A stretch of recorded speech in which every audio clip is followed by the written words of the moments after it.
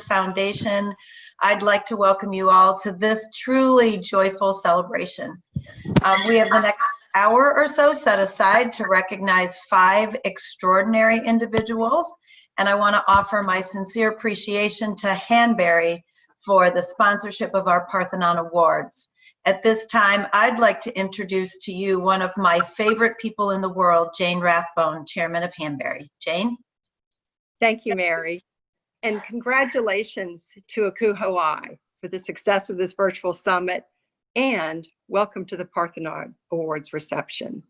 We want to start by welcoming all of you and honoring all of you. As a profession, your servant leadership is worthy of recognition. Across the globe, you have led and supported the many needs and transitions for millions of college students and families during these uncertain times. Your work is very much emblematic of the meaning behind the Parthenon Award. So congratulations to all of you. But on behalf of the Hanbury team, as we applaud you, we are also delighted to recognize 5 very special honorees, our 2020 Parthenon Award winners: Tom Ellett, Emily Galindo, Colin Marshall, Judy Spain, and Jennifer Wilder. We celebrate your extraordinary leadership, your achievement, your career accomplishments in the field of student housing. Thank you to each of you for bringing your unique gifts in your field every day to your campus, to your staff, and your students. So today is your day, and we salute you. Thank you. Thank you, Jane. Well, let's begin the celebration. As a reminder, we have asked champions to keep their remarks to a total of 7 minutes and inductees to 3 minutes so that we can continue to keep and capture your attention during a day full of Zoom meetings. We'd like to ensure that we can get through recognition of all 5 of our inductees. So first, I invite Terrence Turner on behalf of the Leadership Academy and champion for Dr. Wilder to offer his remarks. Jennifer, please jump in with your comments as soon as Terrence is finished. Terrence? Good afternoon, everyone. On behalf of Florida Agricultural and Mechanical University and the Leadership Academy, I want to say thank you for your time today. I'm super excited to be a part of this moment. I have 7 minutes, so I'll try to stay on track. So we often think about housing as a field, but I'd like to talk about Jennifer Wilder and her storied career in this field through an agricultural science lens. Over 35 years ago, a seed was planted when Dr. Wilder started her career. Often in agricultural science, the seed does not realize its larger role in the field until it begins the process of blossoming. The seed has a process that it must endure in order to yield the plant that it was supposed to be. Dr. Wilder loves to remind us that the different adversity that we face is preparation, not punishment. As the plant grows and begins to make its own food, meaning career progression, nutrients it takes from the soil, meaning ACUHO-I in the field of university housing, it will grow into a larger plant. The seed itself contains its own survival package. It contains the food, the gifts, it needs while growing roots and forming into a small plant, but it still needs the light, food, and water that continues to aid Dr. Wilder in her professional development. As this plant matures, it will be used to provide nourishment and serve as the foundation for the next crop. Dr. Wilder has been planted in this field to bear fruit that continues to nourish the colleagues and students who are enriched by her care, compassion, and love. She waters the soils locally and within the field at large with her vision, accountability toward the intrinsic excellence within us, and desire to address the holistic need of people as professionals and as humans. Being a Black woman in this field, she experiences seasons differently than the rest of us. I admire her ability to endure adversity while forging forward with her head unbowed while championing the causes of university housing. She stands rooted in her values of respect, kindness, and selflessness. And the fruit we are able to see is her grace and leadership in her daily work. I trust ACUHO-I to continue to invest its resources into the future Jennifer Wilders out there. challenge everyone on this call to tend to their seeds in their own garden and ensure that the wealth of diversity in our profession is the watering and nutrients they need to not only become their full selves, but ensure the next crop can be cultivated in richer soil. Glad we were able to give Dr. Wilder her flowers to speak on a grand scale. This honor is well-deserved, and I thank my co-champions, colleagues, and friends in making sure this pillar in our profession knew how much we value and appreciate her. And let me be clear, our seed is not done blossoming yet. In the midst of our new normal as professionals, and with the civil unrest in our country, I look forward to her next displays of exceptional leadership. Dr. Wilder, I now yield the floor to you. Thank you to my champion, Terrence Turner, his cohorts, Sean Odom and Herb Johnson, for coordinating this effort on my behalf. I send my heartfelt thanks to my supportive colleagues at FAMU, in the state of Florida, and across the country. And I say extra special thank you to Susan Grant and Kelvin Rachel, who wrote letters of support, and Alvin Sturdivant for your kind words. I am honored and humbled to be one of the 2020 Parthenon Award recipients. The reveal party really boosted my spirits because it came at the end of a week where work and the stress of dealing with the pandemic was overwhelming, and I was exhausted. I never thought or dreamed that this would happen to me. I am blessed that so many of my colleagues thought I deserved this honor. I always thought that to win this award, you had to write books or chapters in books or hold national office or teach, etc. It is nice to be recognized for my work and efforts to develop and mentor new professionals to continue to move the profession forward. I believe in introducing ACUHO-I competencies to my staff and supporting their growth and development at whatever institution I am working at. More than half my career has been working at HBCUs, where I have strived to make a difference. And as we all know, housing and student affairs is full of challenges and opportunities. So winning this award has reminded me of my favorite devotional. It's entitled For Showing Me Purpose by Marjorie Holmes. And it talks about our sufferings and failures being turned into stepping stones. Looking back, we see them. These rocks, which gradually, all unknown to us, have been shaping to lead us toward our purpose. And we have been following, however blindly, however zigzag the course, yet we have been moving toward it. And looking about, we see there are results. There are signals, heartening little affirmations, unexpected proofs. However humble our circumstance or undramatic our talents, our true purpose has been revealed. We were meant to be this person at this time and place, not only for ourselves, but for you and other people. We were meant to make this particular contribution to the world. So thank you for recognizing my contribution and helping me see clearly that my purpose is to continue to invest in the future leaders of this great profession and make a difference wherever I am planted. To each and every one of you, I say thank you from the bottom of my heart. You have blessed me beyond measure. So Mary, I'm turning it back over to you.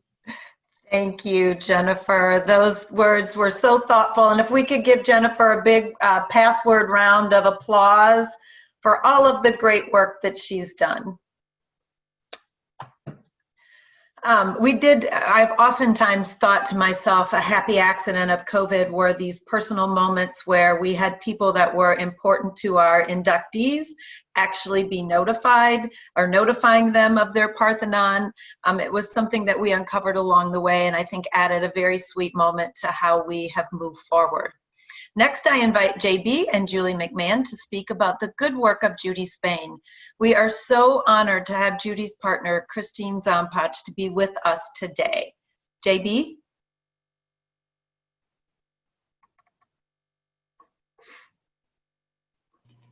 JB, are you muted? Oh, you're speaking first, Julie? Okay. So I had the pleasure to meet Judy Spain in 1990 at NACUR, when as the NACUR advisor, she was serving as a panelist for the Careers in Housing Luncheon. I was a rising junior just starting to think about this as a possible career. And as an engaged student leader, I was certainly surrounded by amazing professionals on my own campus and within GLCUR, but I only knew one female director of housing at the time. She was at UIUC. Judy on that panel was larger than life, and I began to realize that there wasn't a glass ceiling in this field. I got to know her better in '93 when my co-champion, John Bierenbaum, and I were both serving the GLCUR Regional Board and attended pre-conference for NCUR. In that boardroom, Judy was caustically witty, and I loved it because I'm not that way. But the immense love and care she showed for us as student leaders was immense, and I took that away with me then. She shared her path with us and her leadership roles that she had with ACUHO-I and UMR-ACUHO. When we talked about nominating her, we knew that we needed to reach out to some legends in the field, people who worked with her, those who served with her and knew her better. Because JB and I caught Judy at the end of her career. We were student leaders. We reached out for their guidance and, more importantly, their network. And then we reached out to other student leaders in NCUR, some in the field, some not in the field, but they were all eager to help because they too had been impacted by Judy's leadership when she was our advisor. She was a trailblazer for women in student housing. She was a trailblazer for LGBTQ rights. She was a trailblazer for women's equality in collegiate athletics. And it doesn't matter if you ever knew her personally. If you identify with any of those three areas I just talked about, your career trajectory was impacted by the groundwork that she laid. And I know that back then she had no idea how far-reaching her work would be. Recognizing somebody posthumously is not easy. I couldn't really just pick up the phone last fall and call Chris, somebody who I've never met, and say, "Hi, my name's Julie, you don't know me, but can I have Judy's resume?" So it was one time when I was really thankful that she spent her entire professional career at the University of Wisconsin Stout, because I was able to build her resume off the internet. Reached out over ACUHO-I to different leadership and awards that she had received through the library, and then through information gathered when the Judy Spain Award was created and established to honor those staff involved in LGBT causes and leadership in our field. So I just want to thank the Foundation Board for accepting our nomination and allowing us to champion Judy for this. It meant a lot to this NCUR kid to recognize our national advisor. JB?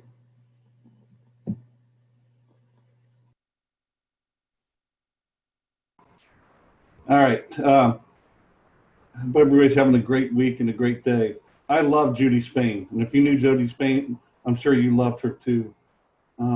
These Parthenon things are not easy to do. And so before I say some things about Judy, I just say thanks to Julie for having the idea to do it. To David Stephen, Ken Stoner, and all kinds of former ACUHO-I presidents that helped make this thing happen. Andy McDade, and certainly the NCUR really supported this effort. So thank you to all those people. You don't raise this kind of money without a village and a support. I really wish Judy could be here today. She's the best. I would have gone to heaven myself to present her with this award, but St. Pete I don't think would have allowed me access. So I hope that she would get a kick out of the fact that two former students were presenting this award for her today. I think that's kind of neat. I didn't meet her. I was 22 when I met her. I was a student. I was a kid from a small town on the Indiana-Illinois border, a river town of 30 people. Suffice it to say, I had never met anyone like Judy Spain. In fact, I still haven't met anybody like Judy Spain. She's extra special, and you didn't have to be around her for very long to know that she was extra special. She was caring, she was tough, she was loving, wicked smart, wicked funny. She could love you, she could hug you, she could tell you a dirty joke, she could pick you up by the bootstraps. She just had a way about her. And I got to tell you, when I'm sitting here and thinking about it in real time, I forgot how much that I miss her. And I'm sure a lot of people have forgot how much they miss her. And I I count myself incredibly blessed to have crossed paths with her in my career, because I consider her a mentor and a friend. And Judy Spain was very loved, and she's certainly very missed. And this is probably the part of my speech she'd say, Johnny V, shut the hell up. You all have good work to go out to do for this this association, and sitting here yapping about me ain't getting any of that done. So I'll pass it off on to who's next and just say, I do love her to death. I miss her, and I'm super glad for everybody that supported her getting across the goal line, because she's one hell of a person. Christine, would you like to make a few comments?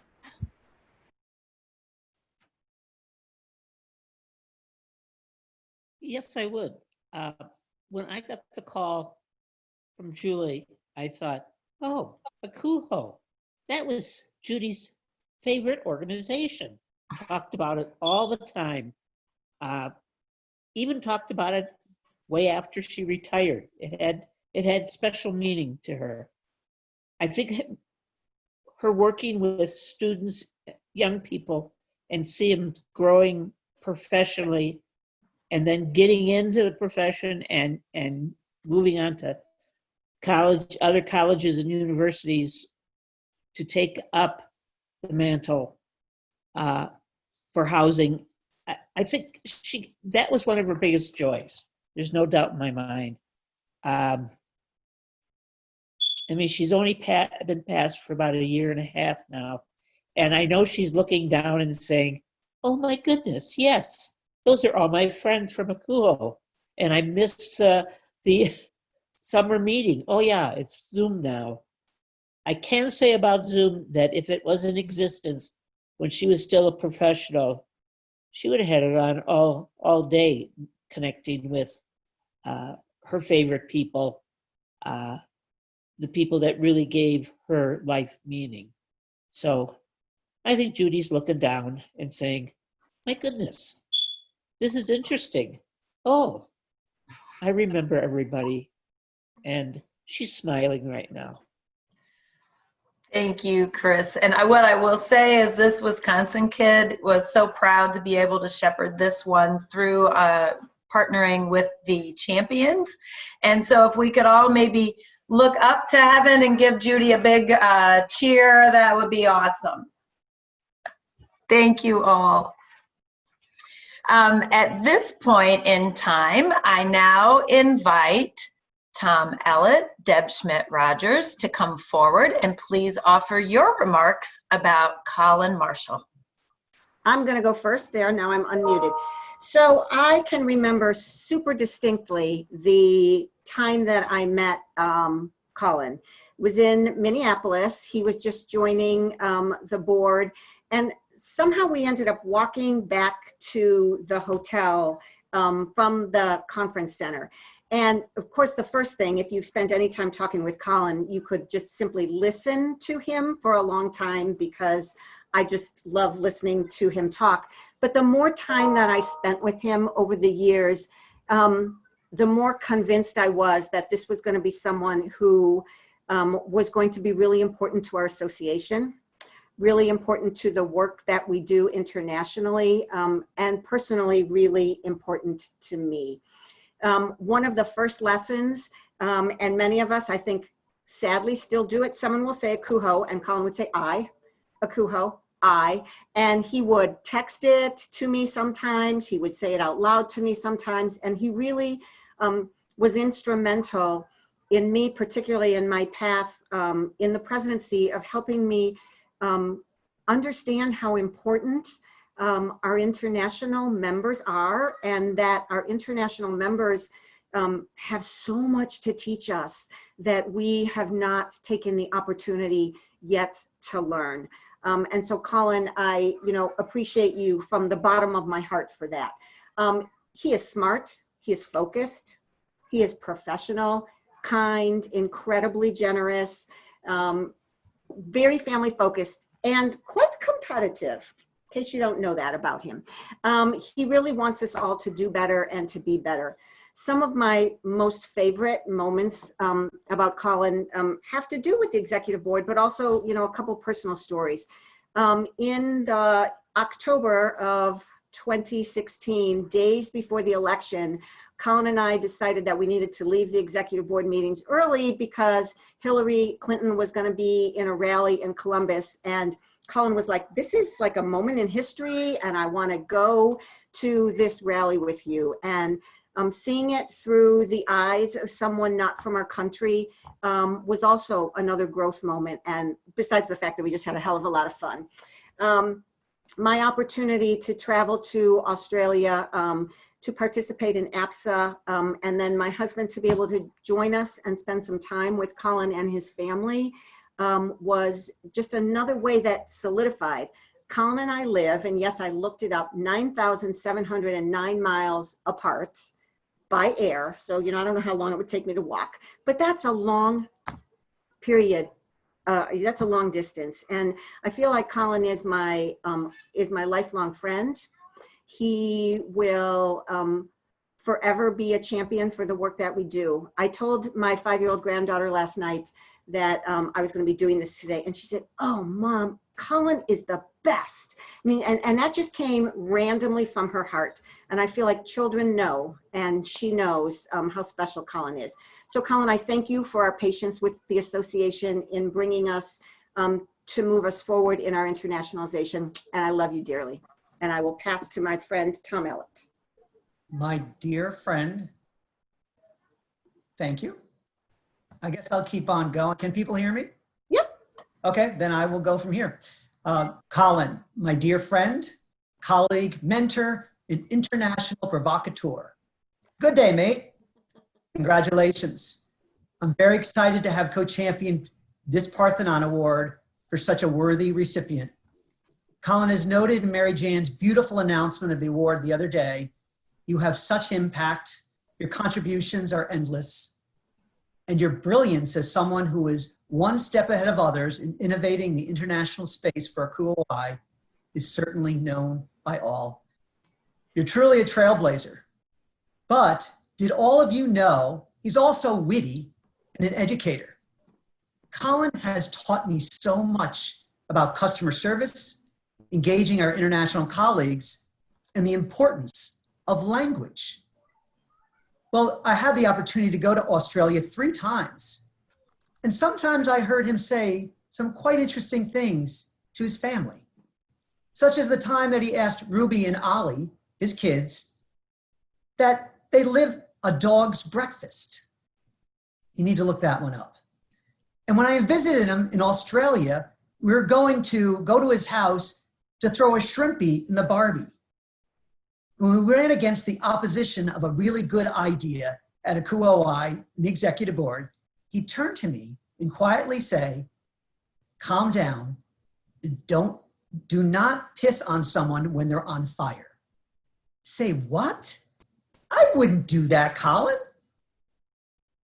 And then he'd say some other times, on your bike, tell your story while you're walking. And finally, when I'd say goodbye from my trip home, he said, hit the frog and the toad, which I could never find through the airport in Melbourne. I wonder if they're there, Colin. You'll have to show me sometime. Colin, thank you. You're good. You're humble. You're someone I'm proud to call a friend.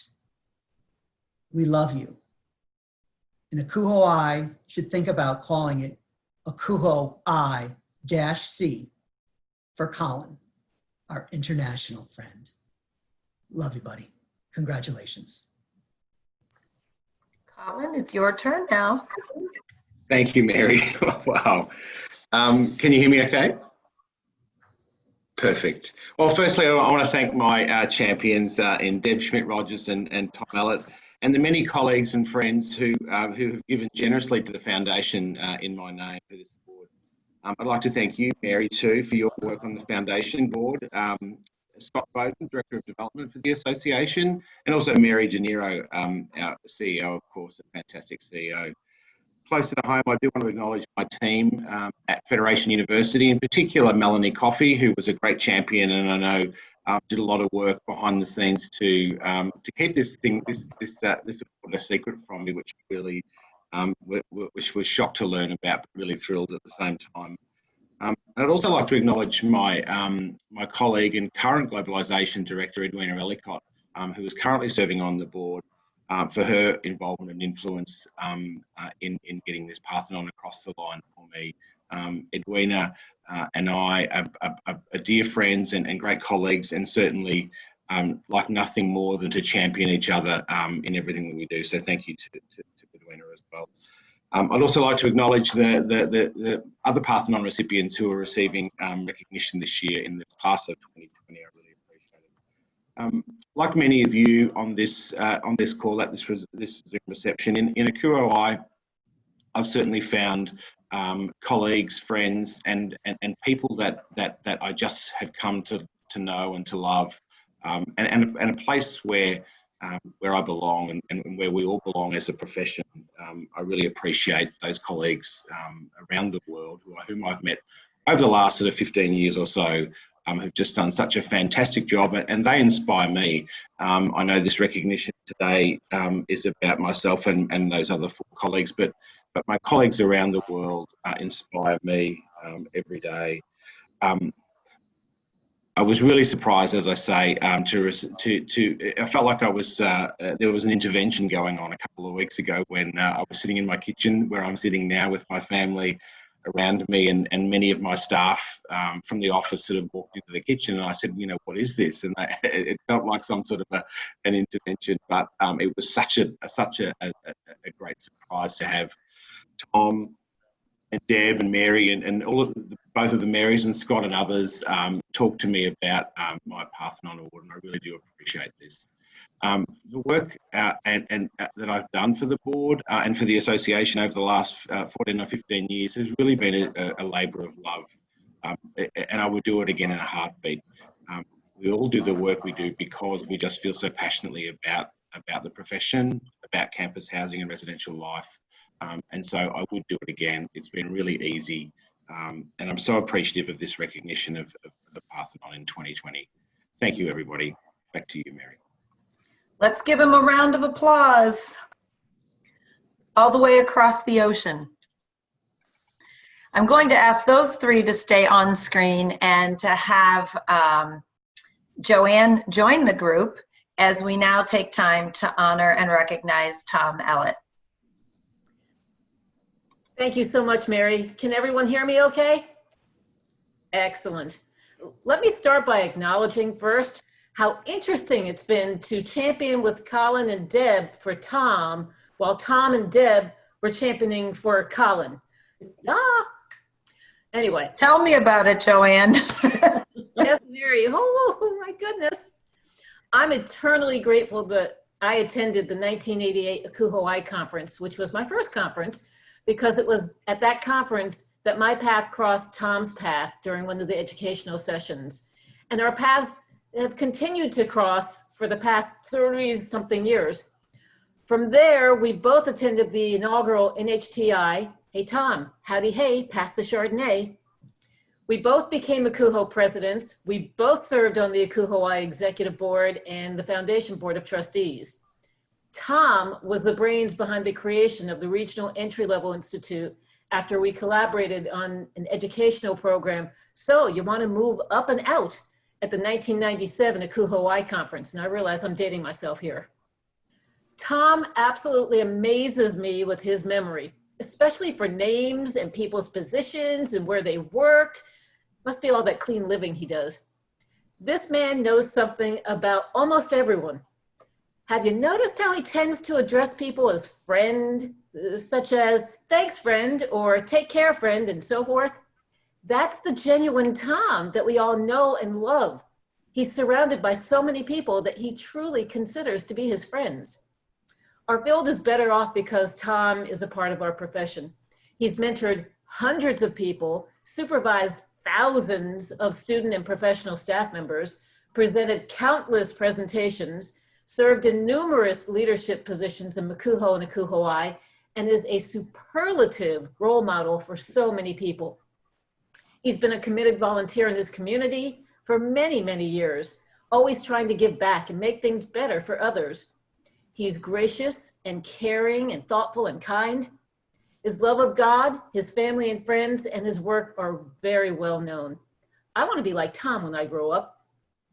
My life is blessed and so much richer for having Tom Ellett as my colleague, who became a trusted, supportive, kick me in the butt when I needed it, longtime friend. Tom, I love you. Congratulations, my friend. Take it away, Colin. Thank you, Joanne. Well, I probably don't need to tell folks on this call that Tom is a true force of nature. I had the pleasure, well, actually, I had the honour of working with Tom on the executive board for 5 years. So I served 2 terms alongside Tom. Prior to that, I knew of Tom by his revered reputation only. And people would talk about Tom at the conference when I would see them, and folks would remark, "Who is that guy?" "Oh, that's Tom Ellett. He's a rock star." And so from a distance, he was certainly admired until I was actually introduced to him. What Tom has done for the campus housing profession globally is truly remarkable. As many of you would know, he is regularly sought out around the world to keynote at conferences, run an event, facilitate a professional workshop, or to undertake a review of operations. Tom's drive, determination, commitment, and generosity know no bounds. I challenge anyone to name a person who fits more in their day than Tom does. Tom's accomplishments are many and varied, and he continues to both inspire and to set an impossibly high bar for the rest of us to follow. That's what Tom does. He lifts you up. He reminds you that you are awesome, you're invincible, and that you can achieve anything. Tom makes you feel like you're the only person in the room and that you're the only person that matters. Tom's a wonderful husband, father, colleague, and friend who has enriched the lives of tens, if not hundreds of thousands of people around the world. Congratulations, Tom, on your Parthenon Award and well-deserved recognition. Over to you, Deb. Thanks, Colin. So, Tom Ellett. I met Tom also in the same year that Joanne did, in 1988, when I moved to Washington, D.C. To work at Trinity College. Tom was at the Catholic University of America at the time, just a scant half block from our campus. And I think I met him because he probably reached out, because that's what Tom would do. You know, if there were new colleagues, he would just want them to know who he was and how he could help. I don't recall the exact, like I remembered with Colin the exact moment. There have been so many moments with Tom that have been impactful. Tom truly is, and I don't say this lightly, my best friend in the field. He is the person who is my first phone call if I need to bounce something off. I have a question. I know that if he doesn't know, he will know who knows, and probably has their number, you know, in his phone, and can immediately reach out and assist. He is a confidant. He is the person who hears me complain a lot. Tom does not, for those of you who know, Tom does not drink. I'm a drinker. Tom does not swear. I'm a swearer. And I appreciate that he allows me to be who I am, while I also allow him to be who he is, who you are, Tom. Things that most people know to be true about Tom: he's a man of faith, a deep faith. It is something that I share with him. I have been to many a mass with Tom. The first thing that we do when we hit an ACUHO-I, he has usually looked it up, but sometimes I alter the plan. We will find the Catholic Church within walking distance, find a time that works. Funny story, when we were in Toronto, we thought we had identified a church. We walked, it was a bit of a distance. The church, in fact, was, I think, it was supposed to be an English service. It wasn't even French. I think it was in, I think it was an Asian language. And then we walked around the corner and we found another one, but it was in German. But we stayed for a while because I understand a little bit of German, but that's his faith. It's important to him to practice his faith. He loves his family deeply. I have never not known him to speak to his kids daily, to always end with "I love you," both to Gladys and to Christian and to Alex. Tom gets more done in one day than most people get done in a month. He has an incredible amount of energy. I'm not sure he sleeps well enough. And he knows I think all this about him, so I'm certainly not speaking out of turn. He's innovative, creative, competitive. A lifelong learner. Those of you who don't know, he's just decided that he probably wants an MSW. So he's in school again, because why not? If you can go to school and get another degree, you should do that. He's also a theater kid. For those of you who don't know, he has his BFA, and he enjoys that part of his life. His Christmas letters always include the number of theater productions that he has gone to and his little review of each. He has championed and mentored and been demonstratively committed to expanding the visible and genuine diversity of our association in very many ways. He has a following of young people, of middle-aged people, and of people who are desperately close to retirement like myself. Emily, I'm a little jealous of you. He can make you crazy. He picks up the phone and says, I have an idea, Deb, tell me if it's crazy. Most times it is, and usually by the next week you will have read about it in one of his posts that he is making. But what I think that some people don't know about Tom is he feels far more deeply than he sometimes let on. He is a deep feeler. He cares about people. He has a deep sensitivity for those people that are in his life. And that's something that he does not always share with a lot of people. It's what I love about you, Tom, and it's why I'm so incredibly proud to have been your champion along with Joanne and Colin, and I'm so proud that you are part of this 2020 Parthenon class. Congratulations, my friend. I love you, and it's all you now. Thank you.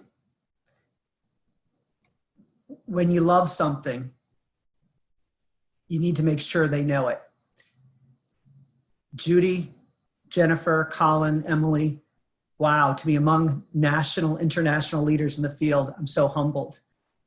Receiving an honor like this from my peers makes me pause to reflect and give thanks. I'm very blessed. A wife of 30 years, celebrated 9 days ago, whom I love dearly, who gave me the chance to go and be involved. 2 wonderful sons, and 3 and many, many more wonderful friends, my champions. My professional wives, Joanne, and my best friend, Deb, and my buddy, Colin. Thank you. I also want to give thanks to God, who's provided me a grounding faith to believe we may someday be less human and more loving to all, no matter sex, orientation, religion, or skin color. The word Parthenon means temple of the Virgin Goddess, and refer to the cult associated with that temple. Reviewing the names of the former inductees, damn, I like this cult. Thank you, past recipients, for being role models to all of us. As you know, I'm rarely at a loss for words, but today, well, I'd like to share a few lessons learned, because some of you know I'll be leaving this field of housing residence life as my primary function as of August 31st. And I've learned so much. I want to share 4 lessons learned. One is through the individual conversations with RAs, 2,857 RAs at NYU, who I'll miss. The lesson learned: listen, you'll be amazed at what this generation of student leaders can teach us. The second, be an agitator, but with a conscience. I learned that when I got a phone call from a colleague who heard that I was retiring from NYU and said, who's going to take over as the agitator at NYU? It's important to believe in something, but it's also important to be appropriate about how you fight for it.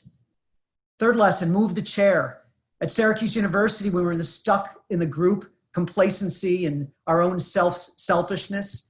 I went into the middle of the room of 40 people in a staff retreat, and I placed a chair in the middle of the room and said, who will join me in moving this chair? Lesson learned: challenge greatness and watch what will happen. Fourth lesson learned from this field: diversity matters. As an incoming ACUHO-I president, July 14th, 2014, I spoke about the importance of pathways for success for bringing underrepresented staff more into ACUHO-I leadership. Lesson learned: today, as back in 2014 and before, I need to do more. I need to just demonstrate, I actively participate, in making this more an equitable world. And you know what? That lesson will never end. Thank you. Thank you to the institutions I've worked for, Catholic University, Syracuse University, and NYU. All three institutions helped provide me the opportunity to be involved. Finally, I'd like to throw out a shout outs to those individuals, my family, my champions, my supervisors, Bob Friday, Dan Solar, Barry Wells, and Mark Wace, and my teams at Catholic University, Syracuse University, Steve St. Ange, Andrea Janig, Dave Brown, and the greatest live-in hall team ever. One of those, Alvin Sturtevant. And finally, NYU, my partners, Kate Beyer and Neil Hanrahan, whom I will miss dearly in this last month. You have made it a joy to work with. And finally, the entire building leadership team, most talented and driven staff, who I always was taught by and reminded me that if you can make it there, you can make it anywhere. Thank you so much for this opportunity and this wonderful recognition. Thank you. Thank you, Tom. And he deserves the password clap more than anyone, since he leads us in that journey each week. Finally, I invite Mike Sheehan and Michael Griffel to offer their remarks. We've heard about two of our Parthenons and their extraordinary faith. Emily shared that with us this morning. Tom and his champions shared that today. In this day and age, faith is critical, I believe, for all of us. So I invite Mike and Michael to offer their remarks about Emily. Thank you. I'll be the first Mike to start. We were the M&M team here. First of all, thank you, Michael Griffel, for co-championing with me. Michael initiated this, called me up back last September, and was I was very excited to participate and move forward this nomination. You know, in thinking about what was I going to say today, there's so much time and history. My brain was all over the place, Em. And you know, I went back to, 1999 was when I came back to student housing, and you were obviously in housing at that time. And it's just hard to believe it was over 20 years ago. Just time goes so fast. But when I first met you, and also I would say Diane Russell, when she was there too, she said, oh, you really have to get to know Emily. You really have to get to know Emily. And when I first met you, I said, oh yeah, I'm gonna like her. I could tell right away from your personality, how you carried yourself. What I was witnessing was this direct approach, this real logical approach, quick analysis, great balance, and mostly having fun. And I was able to see those pieces and really appreciated it, and knew that we were going to be a good team as we went forward. Obviously, I also at that time started to see your poker face. Even though you didn't play poker, you would have this face. We'd be in a meeting, or I'd be talking to you, about, I want to do something or go in a direction, and you would just look at me, and I'd have no idea what you were thinking. And fortunately, you would eventually articulate what you were thinking, and we would move on from there. I will say, as our relationship developed over the years, and as you became, as you advanced in your career, the poker face got a little weaker. As time went on, the poker face was not as stoic anymore, and I could see, oh yeah, she's not happy with that, or there was some glimpse of what you were thinking then in those moments. But I was really happy over that time period. Our relationship evolved, and when you took over being my supervisor in 2008, it was a great experience, and we really became the sounding boards for each other. I would say we were each other's confidant, both with work items and also personal items at times. And we went through a lot, and I really appreciate that. And as I look forward to the future, I know that we will always stay in touch, and we will enjoy quite a bit of wine together in the future as well, with Leonard there sitting next to you. You always continue to impress me, and one of the things that impressed me most about you is how, and this was similar to values that I saw my mom's older than you, but I saw the same values in my mom. So, or in you that I see in my mom, where you had some challenges early on and you didn't let those challenges get in the way. You kept moving forward and you made a great life for yourself and for Alexander and for Leonard. And that just is, to me, what gives me great pride in having you as a friend, and great pride in having you as a mentor. How you kept pushing forward, kept moving forward with your educational background. It's not easy to work and go to school at the same time. And you were able to do that both to finish up your bachelor's degree and then to go on and get an MBA. And then you, of course, you can't just be happy doing that. You have to do some lectures and work for do some classwork as well and be a teacher, which I think I had to go and present at one of those sessions for you. But it was, as I look back on your career, I look at the Parthenon Award, and as I learned more about the Parthenon Award through this process, I think you really, for me, you embody what the award was created to honor. And I think it's a great cap to your 36-year career. And, it's just, I take great pride in calling you my friend and look forward to the future. I'm going to hand that off to Michael next. Holy cow, I can't top that. But Mike, thank you so much for co-championing Emily. Not a hard thing to do, really, but you've just been extraordinary. When we reached out, Mike said, "Are you kidding? The whole campus loves Emily. This will be a piece of cake." Emily, you've certainly been one of my closest colleagues through ACUHO-I every year at the annual conference and before with the program committee. I think we were inclusive, but we'd often, kind of sit together, certainly enjoying desserts. Leonard would, be part of the dessert club on years that he would come. That was pretty fantastic. But your level of realness, genuine care, it was both no nonsense, but just this level of political astuteness. I don't know, I'm sure some of it was relationship with Pat Carney. I remember you and Pat, it was, long before the program committee when you all were presenting new models, innovative models really at UC Davis for how residence life staffing would be done. It was a change from sort of traditional live-in people coming up through traditional paths to having folks who were out of the field and specialists in the areas. The judicial person might have a law background and not be a live-in staff member. That was pretty radical at the time.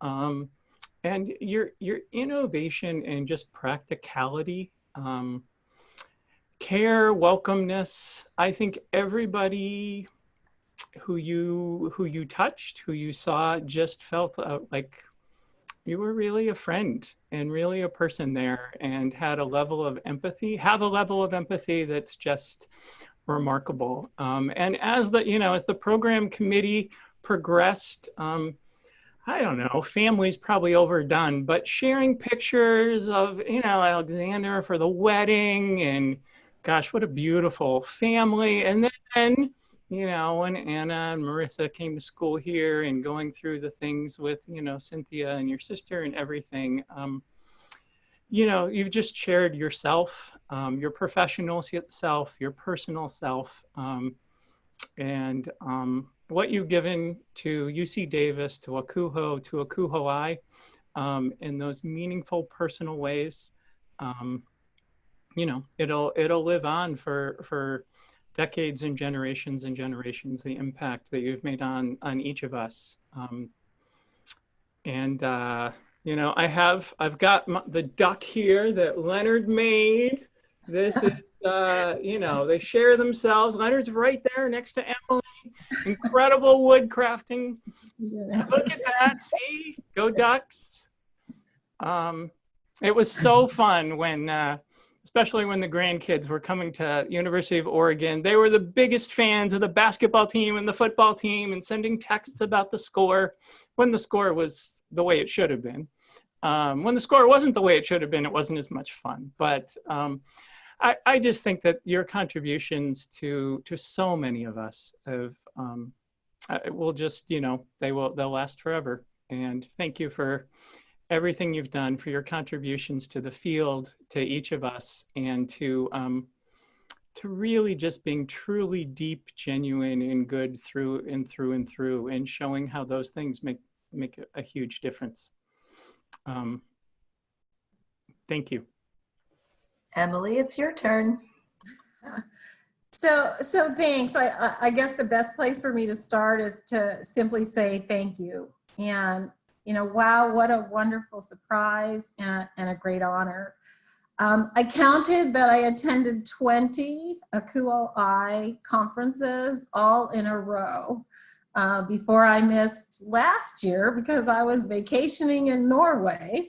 And I had actually planned the trip because I planned to be retired at that point. But before I actually stepped away, I was given the opportunity to move into the Vice Chancellor of Student Affairs role. So obviously I had no idea when Michael asked me to come back to present that part of my return was this award. As most of you know, I didn't take the traditional path to housing leadership. In fact, when I stepped on the Davis campus all those years ago, I didn't even know what student affairs was, but my path took me to student housing and then to my first conference where Pat Carney, who was the director at the time, she told me I needed to go for 2 reasons. One was so I could learn more about the profession, and the second was so that folks would know more about the University of California at Davis. And so I took those instructions to heart, and they truly made a difference for me personally. I couldn't go back and somehow add resident advisor, hall coordinator, resident director to my resume. So I relied very much on what this association has to offer to increase my knowledge of the housing profession and to advance in my career. And along the way, I also took great pride in representing the University of California and doing my best and my part to draw professionals to one of our 10 campuses. So the last thing I will mention is that I want to especially thank my champions, in particular Mike and Michael and all the others who worked alongside them, the leadership team in student housing at Davis. Michael especially, so he's my other colleague from the best coast that always could understand why we were dragging so much because so many of the conferences are held on the East Coast. I'm glad that our friendship continued beyond the program committee and to include all the times that you helped us with the granddaughters at Oregon. And then to my friend and colleague, Mike, who I've left with what I would have said was a strong, financially sound housing program. And then the pandemic came, but I have faith in you that if anyone can weather this storm, it is you, and you will go on. Thank you everyone. Thank you for your friendship. Thank you for all of the good times. Well, let's send Emily off with that same great congratulations. And know that you have truly made an impact, and I believe your retirement is well deserved. Just as a reminder, the auction is still open, as is the raffle, until 9 o'clock this evening. That would be Eastern time. And then I want to thank all of you for attending this afternoon. It would be nicer if we could have perhaps a cocktail in our hand and to be able to actually offer hugs, but this had its sweet and special moments as it was. Thank you all for your donations to these quality individuals. You are truly helping us advance the association's strategic plan and the work the foundation does to power our profession. Thank you all so very much. Enjoy the rest of the day. Congratulations again, Parthenon class of 2020. It was such an honor to shepherd this journey.